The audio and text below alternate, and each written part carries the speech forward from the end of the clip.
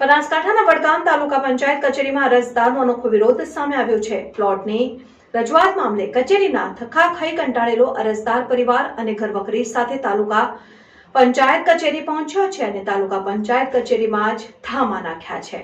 બનાસકાંઠાના વડગામ તાલુકાના વરવાડિયા ગામના ધર્માભાઈ સોલંકીને 1987માં ગ્રામ પંચાયત દ્વારા ફાળવાયેલ રાહતના પ્લોટ ઉપર અન્ય વ્યક્તિએ બાંધકામ કરી દીધા છેલ્લા કેટલાય સમયથી અરજદાર પોતાનો પ્લોટ પરત મેળવવા ગ્રામ પંચાયતથી લઈને તાલુકા પંચાયત સુધી કચેરીઓના ધર્મના ધક્કા ખાઈ રહ્યો છે। અનેકવાર રજૂઆતો કરવા છતાં અરજદારના પ્રશ્નનો ઉકેલ ન આવ્યો અને આખરે ઘર બનાવવા પ્લોટ પરત ન મળતા બેઘર બનેલો આ પરિવાર ન્યાયની માંગ સાથે પરિવાર પશુઓ અને ઘરવખરી સાથે વડગામ તાલુકા પંચાયતમાં ધામા નાખ્યા છે। અરજદારના પરિવારને ધામાને જોઈને પંચાયતમાં આવતા અનેક અરજદારો પણ અચરજ પામી ગયા છે અને અરજદાર પરિવારે તાલુકા પંચાયતના પ્રાંગણમાં પોતાનો ચૂલો ચાલુ કરતા હવે મોડે તંત્ર દોડ્યું છે।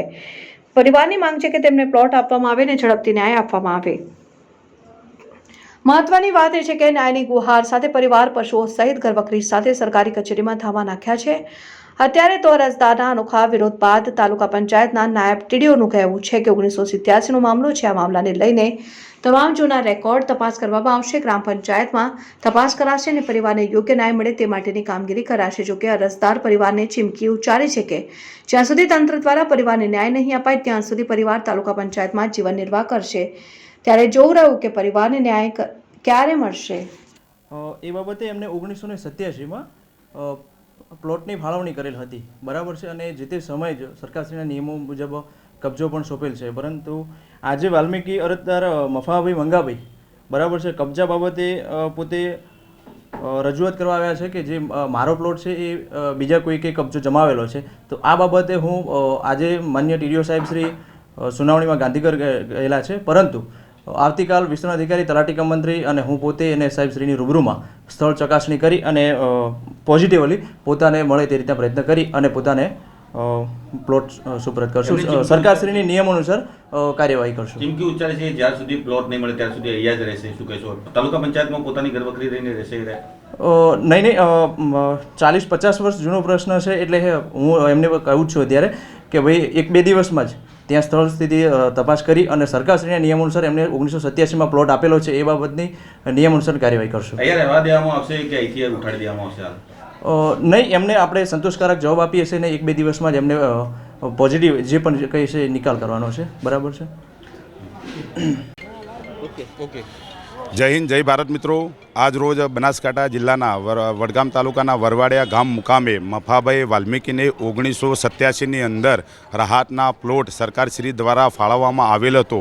આ પ્લોટને મકાન બાંધવા માટે મફાભાઈ વાલ્મીકી દ્વારા પંચાયતને, સરપંચશ્રીને, તલાટીબેનને, ટીડીઓબેનને, ડીડીઓ સાહેબશ્રીને વારંવાર મૌખિક લેખિત રજૂઆત કરવામાં આવેલ હોવા છતાં આજ દિન સુધી પ્લોટ ઉપર કોઈ કબજો આલવામાં આવેલ નહોતો। જાણવા એ મળ્યું છે કે એ પ્લોટ પર હાલ બીજી અન્ય સમાજના ભાઈએ ત્યાં મકાન બાંધી દીધું છે। જ્યારે અમે અઠવાડિયા અગાઉ ટીડીઓ બેનશ્રીને અમે રજૂઆત કરી હતી કે બેન અઠવાડિયાની અંદર અમને આનો નિકાલ મળી જવો જોઈએ અને ભાઈને કબજો મળવો જોઈએ અમારા ભાઈને, તો બેન પણ કોઈ રજૂઆત સાંભળી નહીં। આખરે અમારે પૂરા પરિવાર સાથે ઘરની સમગ્ર સામગ્રી લઈ અને અહીંયા વડગામ ટીડીઓ બેનની કચેરી મુકામે અહીંયા આવવાની ફરજ પડેલ છે। ક્યાં સુધી બેસે આ લોકો? જ્યાં સુધી આ પરિવારને પ્લોટ કાયદેસર માપી અને હાલવામાં ના આવે ત્યાં સુધી, ન્યાય ના મળે ત્યાં સુધી અમે પરિવાર સાથે અહીંયા રહીશું। જય હિન્દ, જય ભારત। હવે આજની જો જણાવવાનું આવે છે કે અમારો જે સરકારી જે રહતનો પ્લોટ છે, બરાબર, તો 1987ના અંદર અમને મળેલો છે, બરાબર। તે છતાં અમને પ્લોટ મળતું નથી, કેમ કે અમે આજ સુધી પણ કહેવાનો મતલબ એમ છે કે સાહેબ અમે આટલા વર્ષથી લગભગ 36-37 વર્ષથી રડી રહ્યા છીએ, ગરીબ પરિસ્થિતિના છીએ।